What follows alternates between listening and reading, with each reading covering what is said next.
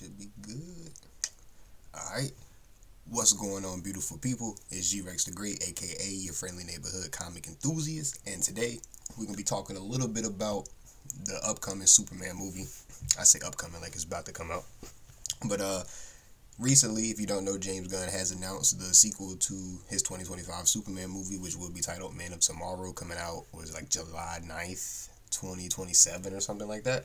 But I basically was just reading this Superman comic right here, and based on some of the stuff that happened in there, it gave me some ideas of what James Gunn could pull from, maybe. Like, it definitely can't be a one-to-one, because it's just a different timeline. As you know, like, James Gunn universe is obviously lived in already, but Superman has been Superman for 3 years. And, he just met Lex, basically, 3 years ago. So, this story right here plays on, like, a very long history of like Superman and Lex, so it won't like match up one to one, but just off of some things that happen based on some of the character traits that some characters have, and based on the title alone, I think he might can pull some of these pieces and kind of work with it in a way where I think a lot of people wouldn't expect, because I haven't heard this theory put out anywhere before. But before we get further into that, before I get too far into what I'm kind of cooking up here, and it's straight off the dome, I don't script these. These are just my like raw thoughts. But you know what I'm saying, if you enjoy comic book content and stuff like that, if you like to read comics and love superhero stuff, you know what I'm saying, make sure to stop by again. This is what we do. This is what we do in our little corner of the internet. Drop a like, drop a sub, and become one of the greats. We'll definitely welcome you here. But without further ado, we're gonna definitely jump straight into this. So I got a little list of issues. It's gonna be what, 1, 2, 3. I'm gonna look through 5 different issues, and each issue has like an aspect of something that I think James Gunn could pull from for this new upcoming sequel. Now, like I said, I want to preface again, it definitely cannot be one to one, just because of the time frame that this comic is playing off of. It's really playing off that deep history of Lex and Superman. So you can't really pull it one to one, but I think we can kind of pull some of the characters and some of the character traits. So first one we're gonna look at. We're going to hop into Superman number 1.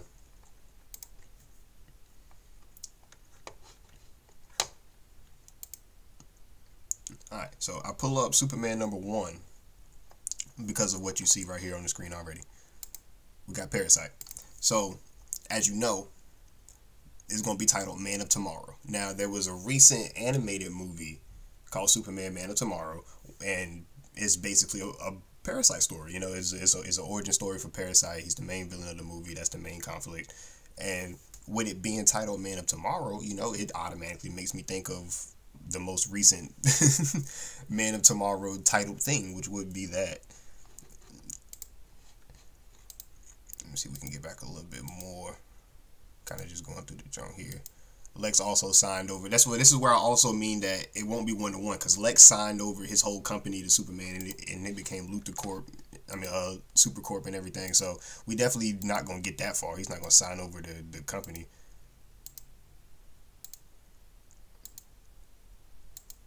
Then we can see, this is also something I wanted. This is what I was calling for. Lex is already in jail in this story. As you know, at the end of Superman 2025, Lex gets sent off. So he's already locked up in this story right here. What I'm trying to find is something that I can't find. But it's fine. It's fine, though. We don't need to find it just yet. All we need to know is that Parasite is heavily involved. That's all we need to know so far. Parasite is heavily involved. So we got that point noted down. Keep that in mind. Write that down. Write that down. Parasite is heavily involved. Man of Tomorrow movie. The animated movie, Parasite is heavy in there. Alright. The next point we're going to get to is in issue 4. Now, this is who I think could be, quote unquote, the big bad of the movie. Not the powerhouse big bad of the movie, because we're going to get to that too. But this would be more so the brains of the movie. I wish we can go back further or faster.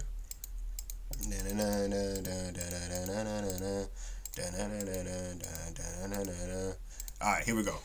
So, this right here is Dr. Farm. Now, he has a accomplice named Mr. Graft, and basically they're 2 people from Lex's past. Now, something that I also wanted to mention is that James Gunn also recently mentioned that it's not only a Superman story, but it's also a Lex Luthor story. And they might have to work together. Now, this story right here, they're working together, and it's also giving us a background on Lex Luthor. So, see, with these people here being directly connected to Lex Luthor's past, that could really, really, really easily connect to what James Gunn was saying, where it's not only a Superman story, but also a Lex story. It's going to give us more, because like I said, Superman has only been Superman for 3 years in the DCU, in James Gunn's DCU. So Lex said in the movie that he had been working for 3 years to analyze all his fight patterns and all that extra stuff to make Ultraman, blah, blah, blah, blah. So we don't know technically when Lex arrived in Metropolis, technically. So we could get that fleshed out in this Man of Tomorrow movie, and it could involve these characters right here. Like I've heard nobody mention these characters in regards to this movie, especially after James Gunn mentioned that it was gonna dive into Lex's character more and maybe even his backstory more. So what I'm gonna get into here, like I said, this is Dr. Farm. Right now he's kidnapping Silver Banshee right here because he's doing experiments on some of Superman villains to get this. He's playing 4D chess right now. He's playing 4D chess for sure. So it's going to wrap us back to that first point that I just made from issue 1 where I was talking about Parasite. So they also kidnapped Parasite, and they also experimented on Parasite. Now, what they did to Parasite, well, as you know, typical Parasite, he can just absorb energy and whatnot. He gets bigger, stronger, yada, yada, yada, typical Parasite. But what they did was they basically gave him the ability to split into multiple parasites. So how they end up beating them, they end up convincing the original Parasite to absorb all the other ones back in, and boom. But they kidnapped Parasite, experimented on him, and then it's a way to introduce a wider range of Superman's, rogue gallery. So we can introduce Parasite this way, where maybe since the DCU has existed, previously, it's not just the spawn of a new universe. It's been lived in for a bare minimum 300 years of active metahumans.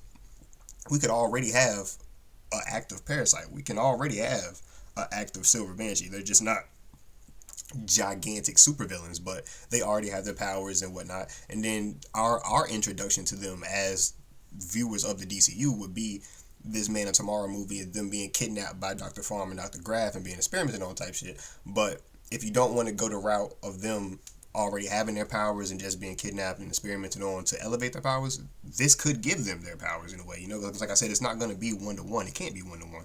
So this could be the spark of Superman's rogue gallery, And one thing I find interesting about it, as you kind of saw when I clicked on this chapter and it was at the end and I had to bounce all the way back, but that's actually my next point, I'm pretty sure. Let me check my list. Yeah, that's actually my next point. That's actually that. That's actually my next point. But before I jump into that, we're gonna get a little further. That's another image right there of Dr. Farm and everything.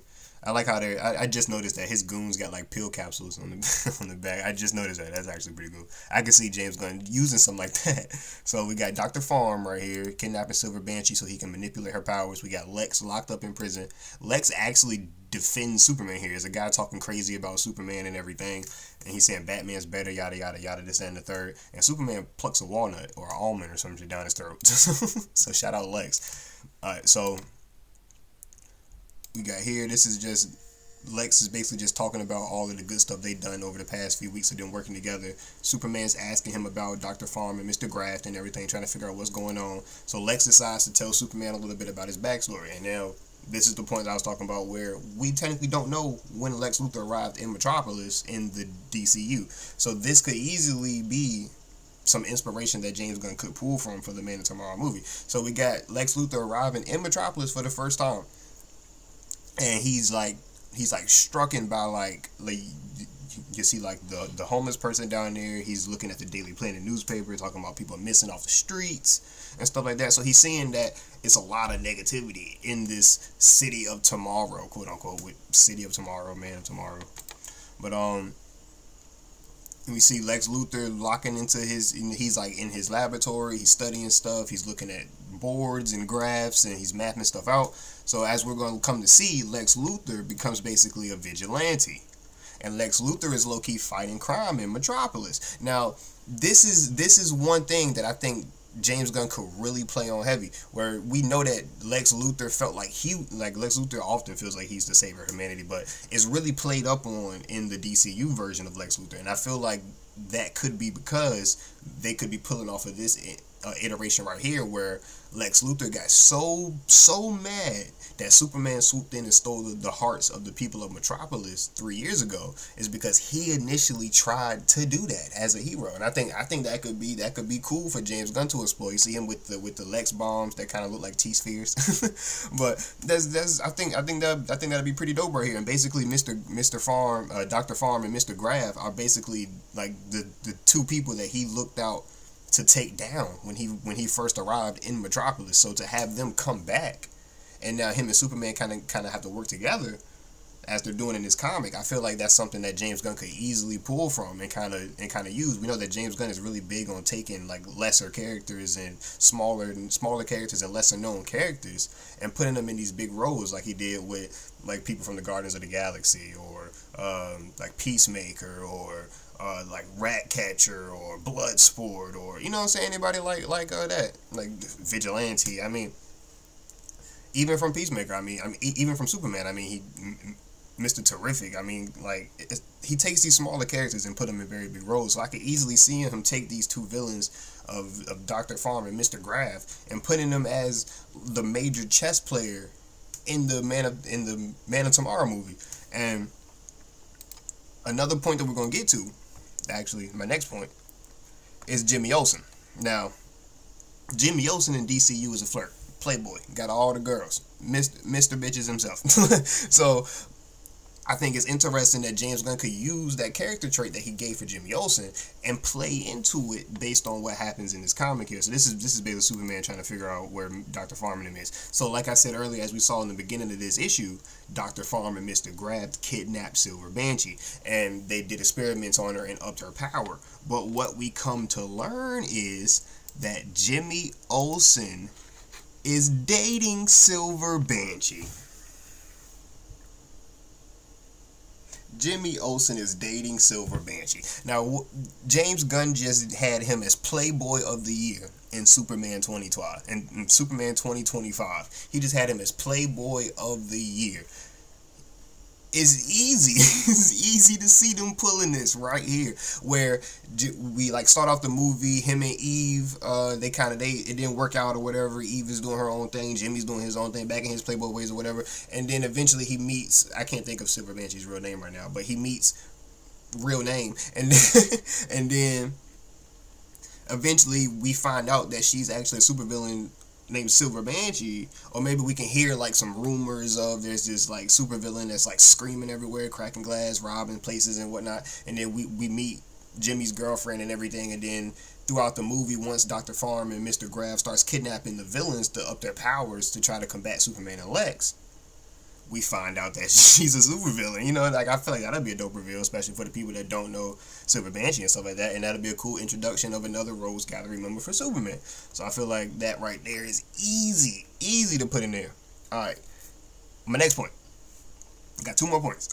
My next point is gonna be the actual muscle powerhouse big bad of the series. So we got Dr. Farm and Mr. Graff as the major chess players, but what they're doing, this is all a chess game. Like, this is all trying to go according to plan type situation. We got to go to what, issue 6? All right. Shout out Night Terrors. Night Terrors is pretty cool. All right. So issue 6. All right, we're actually going. I wish I could just like skip back to the beginning. DC, I gotta make this a little more accessible, man. Give me like a little slide button or something I can skip. But that guy right there. Alright, this guy right here. So what we come to learn is that Lex Luthor, I'm not gonna get too deep into the backstory with Stryker. This is Stryker's son and how he killed his dad, and Lex Luthor was a spirit man that gave him powers. We don't need to get too deep into that. We need to get too deep into that. But what we need to know is that Lex Luthor imprisoned this guy in this cage and these chains that basically use your powers against you and keeps you in the chains. So Lex Luthor has had this guy in the comic universe. He's been down here for years, ridiculous amounts of years. But in James Gunn's DCU, if they were to pull from this, it'd probably be like 5 years, maybe 6 years, something like that. But still, he'd be trapped underground nonetheless. So Superman comes, being the Superman that he is, he's gonna try to come free him regardless. So Superman tries to come free this guy. He's relieved. He's like, oh shit, yeah, bet somebody finally come to save me. But at this moment, I also didn't get into it, but Lex got stabbed in prison, and I think I'm actually getting to that now because that'll be dope to see in the movie. So when we were talking about Silver Banshee and how they kidnapped Silver Banshee up to her power, they were planning on her power messing up Superman's hearing. So Superman actually lost his super hearing for about half an issue, or like an issue, and yeah, about like an issue. So he lost his super hearing, so he could only hear like normal people. So Lex was calling out in prison like, Superman, please help, as he was getting stabbed up by people sent by Dr. Farm and Mr. Graff. But like I said, Superman couldn't hear him, and he couldn't come save him because he lost his hearing in a fight with Silver Banshee. And I think that'd be cool to see in the movie, So that's why Superman is, recovering in the hospital, because he did live, so he's recovering in the hospital. And Superman now has his hearing back, so once he hears Lex wake up, he says he's like, Lex, like, oh shit, and then I forgot Shorty's name, but Shorty that works for Supercorp, she's like, can you hear Mr. Luthor? Is he awake? And that triggers Stryker right here, buddy, to be like, Lex Luthor? You work for Lex? Like, nah, it's up. Because he hates Lex Luthor. Lex Luthor imprisoned him down here. He got smoked for Lex Luthor for days, for years, forever. So that automatically triggers him, and he goes for the fight. And he has, like, telekinesis, like, all that. Like, dude is crazy powerful. Like, he's putting up a fight against the whole super family. Like, he's fighting Superman, Supergirl, Connor, like, like everybody. Like what's his name? Like Kevin or something like that. He's fighting everybody. So I feel like this could be like the major powerhouse antagonist, where it's like, we don't want to get too deep, but you can kind of pull from bits and pieces of this, like the Parasite, the Silver Banshee, the Jimmy Olsen connection to Silver Banshee, the Dr. Farm, the Dr. Farm and the Mr. Graff connection to Lex initial years in Metropolis prior to Superman, and then them trying to work together to defeat this issue that spawned out of Lex's past, So I feel like this is on par with what James Gunn is kind of teasing Man of Tomorrow to be. Now, granted, he also did say that the ending of Peacemaker could also set up Man of Tomorrow very heavily. So depending on what happens with that, it could be something dealing with the dimensional portal, to go to a different universe, something like that. It could be something dealing with that. But I have a connection to that in a second. Just let me get there. So that's basically it with this guy. He could be like the major powerhouse, of the big bad, essentially, that we need to punch in the face for the movie, whereas Dr. Farm and Mr. Graff are the mons that we gotta stop. Now, my last point right here, we gotta get to issue 7. We have to get to issue 7. Now, hear me out. That's wicked. Alright, we gotta get to issue 7. Issue 7. Alright. So, bam. Need I say more? Need I say more? That's all I gotta say. That's all I gotta say. Oh, I can do the pages down here. Where was this at the whole time? Where was this though? You can just run it. You can autoplay it. Oh, that's fire. I didn't know that. So look, alright. I don't read comics on the computer up here. This is my first time doing this setup. I just read on my phone. But look, so hear me out. James Gunn said that the ending of Peacemaker, the last 3 episodes of Peacemaker, could set up the events of Superman 2 Man of Tomorrow. Now, a lot of people have been insinuating, guessing, hypothesizing, theorizing, thinking that this could lead to Brainiac. One way or another, Brainiac could be in Man of Tomorrow, or the events of Man of Tomorrow could set up the next movie, which would be Brainiac, and that would be like the Superman Supergirl movie type situation. So,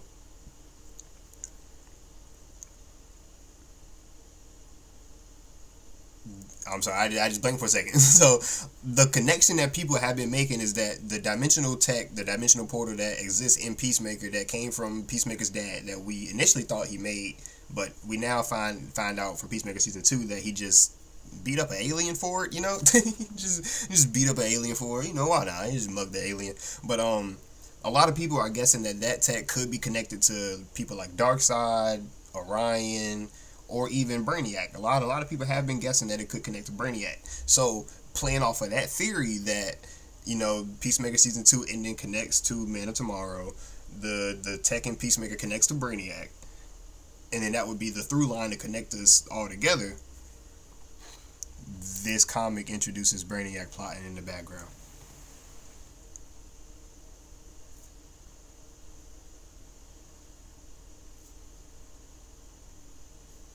I've seen nobody reference this comic. I've seen nobody reference this comic in terms of what James Gunn could be cooking.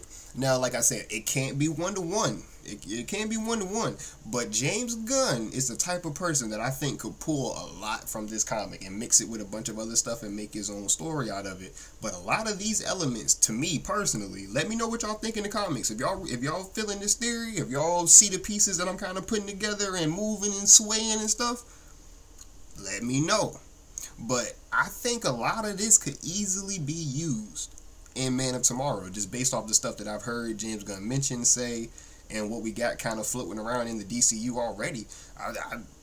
Yes, I think this could very well lead into it. And I mean, not to kind of get too off track, but could Lanterns even give us a hint at Brainiac?